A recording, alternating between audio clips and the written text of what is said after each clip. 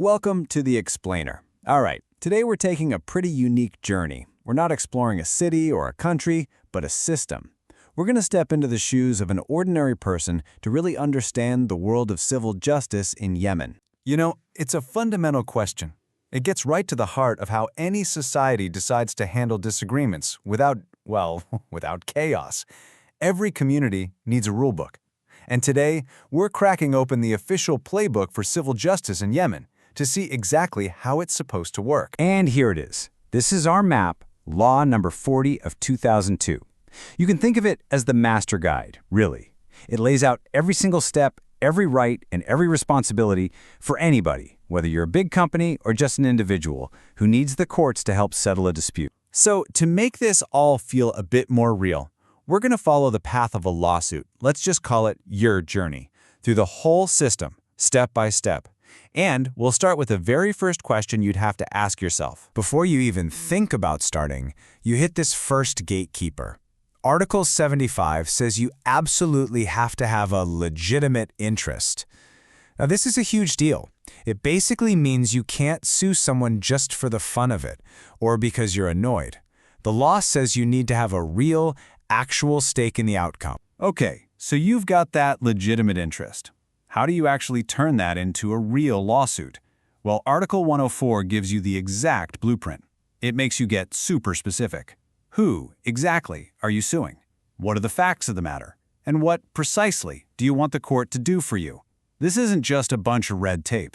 It's a really important first step that makes sure every case starts with total clarity, putting both sides on a level playing field right from the get-go. So, your case is filed. What happens now?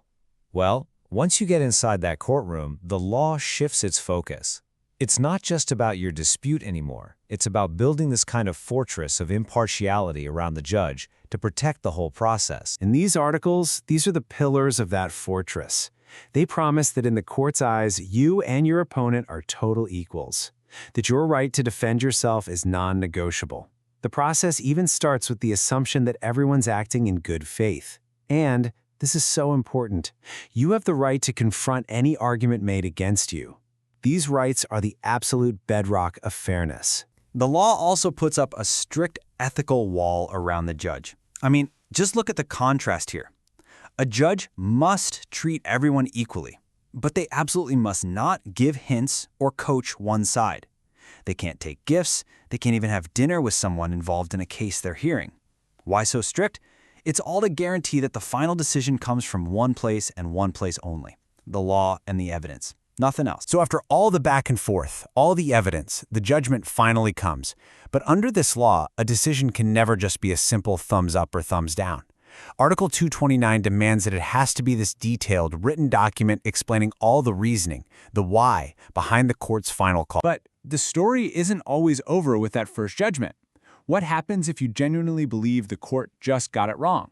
Well, Article 275 opens up this crucial window of opportunity, a chance to get a second look by filing an appeal. And believe me, that 60-day period is no joke.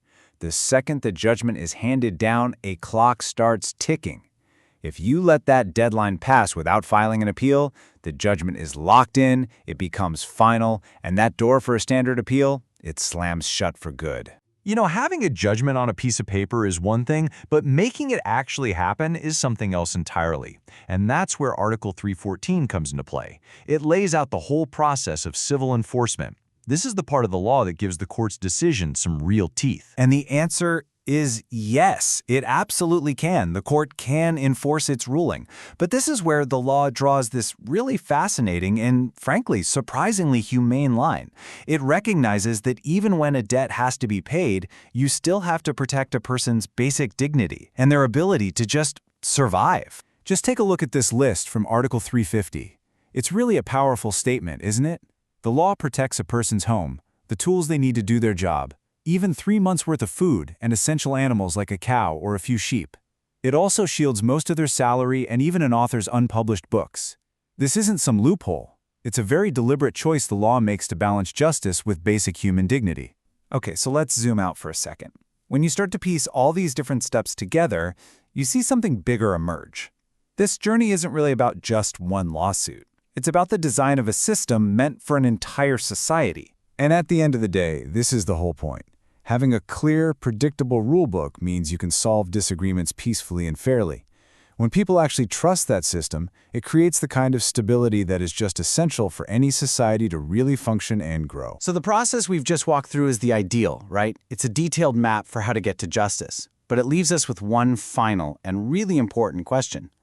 This law gives us the framework, the rulebook, the map. But can any document, no matter how perfectly it's written, ever guarantee justice all by itself? That, right there, is the vital question at the very heart of any legal system anywhere in the world.